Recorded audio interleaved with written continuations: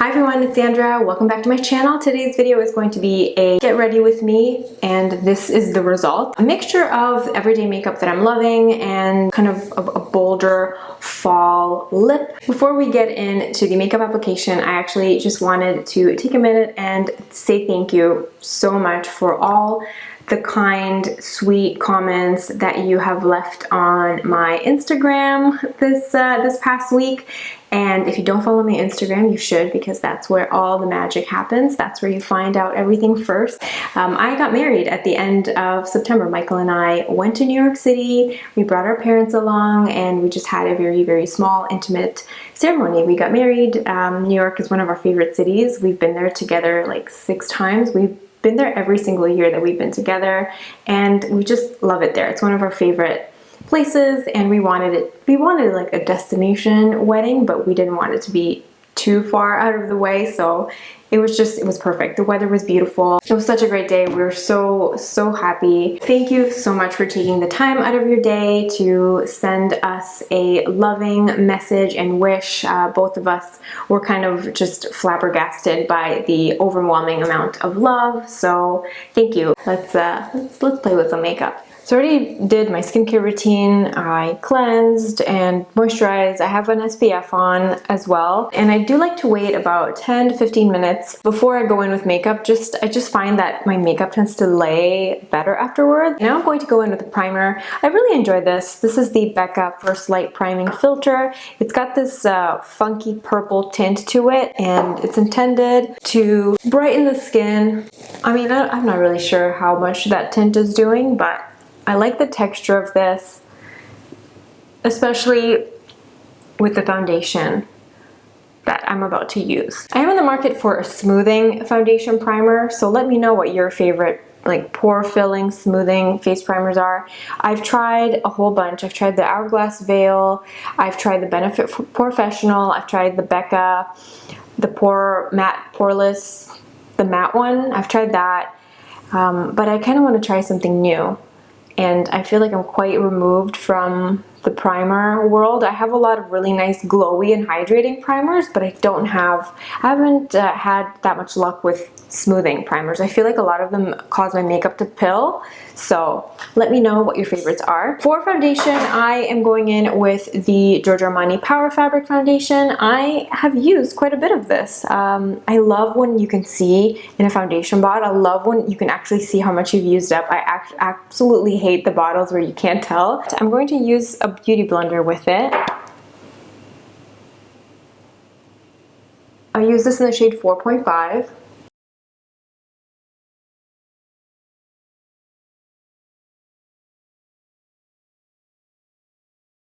The reason I like pairing this foundation with a hydrating primer is because I find that Power Fabric really is not very kind on any sort of dry flakes or dry patches. So if you have skin that is prone to dryness, visible dryness, you have to make sure that you either exfoliate really well beforehand and that your skin is nice and prepped. I'm also going to throw in a little bit of lip balm so it has time to kind of hydrate my lips while I do the rest of my makeup. This lip balm smells amazing. The brand is Emile Cordon. It's a New York-based brand, and they just do lip balms right now. Very luxurious lip balms with the most gorgeous scents. So this one is Rosé Champagne, which is so beautiful. It's a very classic rose scent, but it's very refined. It's not like a dated rose scent, if you know what I mean. They also do a coconut scented one, like a vanilla coconut, which smells delicious. But I really like this. It's super hydrating, gets rid of those lines. Too Faced Born This Way concealer. I can't believe how long this has lasted. I've used this almost every single day. I've had it for a year now, maybe over a year.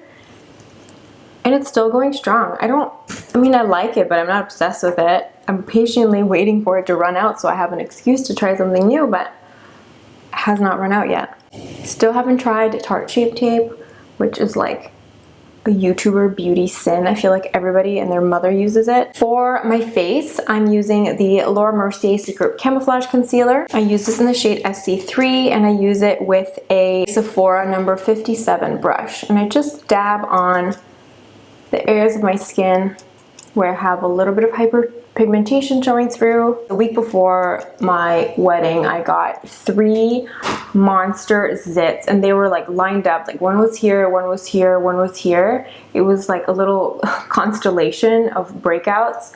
And I tried so hard not to squeeze them, not to touch them, because I knew if I picked them, then I'd have to try and cover up scabs, and that's a whole nother issue. So thankfully they went away. I ended up just being patient and just using really hydrating, soothing products on them, and I kept using my Differin. They ended up just retreating, which is nice, but I'm still stuck with a little bit of hyperpigmentation from them. Hyperpigmentation we can cover, scabs not so much. Also, I'm definitely planning on doing a tutorial on the makeup that I did on my wedding day. I'm waiting for the photographer to send me some photos of the day because I want to share them with you. And so far she only shared a handful, like a little teaser, which I posted some of my favorites on Instagram. And I'm definitely planning on showing you the makeup that I wore. Also, I've never really had my makeup done by anyone before, so I did not want to give up control on that day. I wanted to be in control of how I would look like. But I'm really happy with it. It lasted really well, and I think I looked like myself, just like a polished version of myself, which is my favorite type of makeup anyway. Now let's set. I'm going to set the under eye area with the Laura Mercier Brightening Powder, and I'm going to set the rest of my face with the Bare Minerals Bare Pro in shade Golden Nude. This is a really nice pressed powder. I like that it is very smoothing and it's not powdery. It's not the type of powder foundation that you need to spray afterwards to make it look less powdery. This doesn't look powdery. It's just like a nice velvety powder to kind of prime that area of my face for bronzer and blush. And this is also the area where I have some rolling acne scars. And I find that this is really nice and smoothing. It doesn't accentuate that texture. This is a Marc Jacobs blush brush, but I really like it for powder. For the under eyes, I'm going to bake a little bit. It's not a true bake. It's just like a baby bake. If we were actually baking, this would be a mini cupcake, not a full cupcake.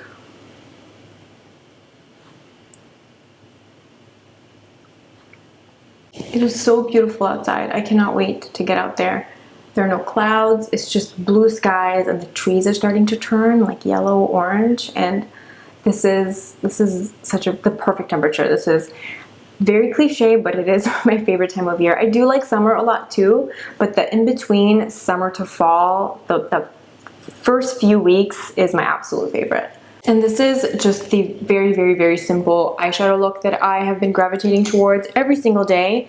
And it's using mainly these two colors by MAC, Wedge and Shroom. Shroom is like a shimmery ivory shade, and Wedge is a neutral brown. But I know that when some people use it, it looks quite gray and cool toned on them. So it depends on your skin tone. I find that my skin tends to make a lot of these neutral browns lean towards the warm side. I am curious to try some Anastasia eyeshadows. I've never tried them, and I hear that they're really good. So if you are a fan of MAC Wedge, which Anastasia matte brown eyeshadow would you recommend? I'm taking a more dense brush and adding Wedge under the lower lash line too, just a little bit more. I want a little bit more color down there.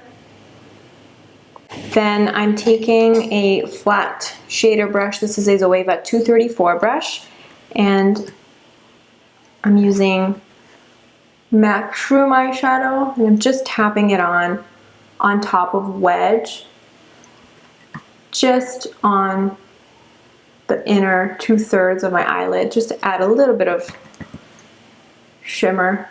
I've also been getting more into liquid liner. This is my old favorite. This is the Tom Ford liquid liner. It is the best liquid liner, and I've had it for so long. It still has not dried out. So I'm just doing the most subtle flick, and I'm only doing it on like the outer half.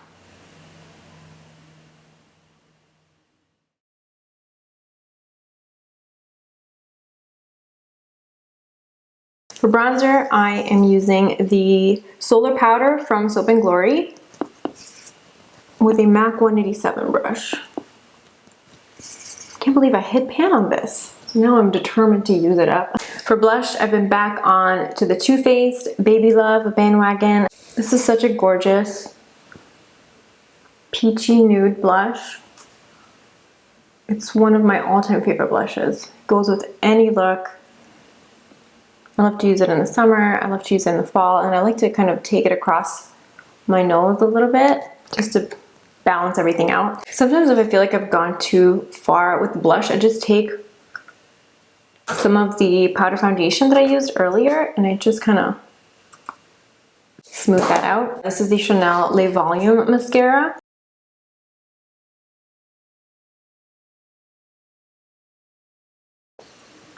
For my eyebrows, I'm using this Burberry Full Brows.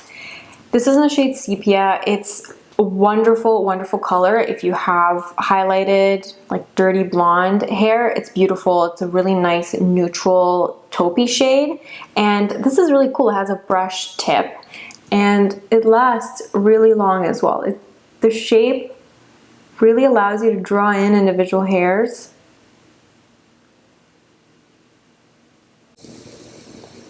The only thing is, because this brush tip is so fine, filling in your brows is a little bit more time consuming. Alright, now for the lip, which will take this look from bland to semi-interesting. I'm just going to wipe away any excess lip balm that I have.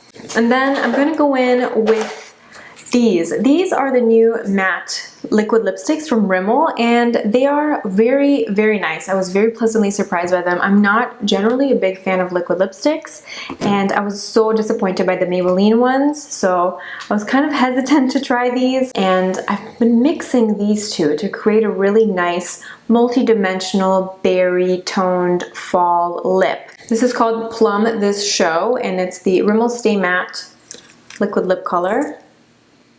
The scent is not great. It smells the same as the Kate Moss lipsticks, but it's not too strong. It doesn't linger on. Doing a thin layer of this.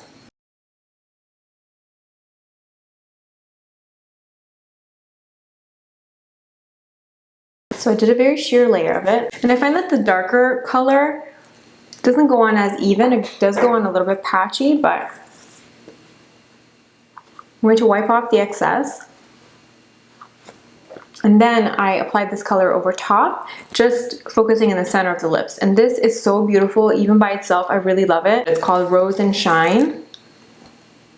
I'm just going to put it on in the middle, and then I'd use my ring finger and just dab it in.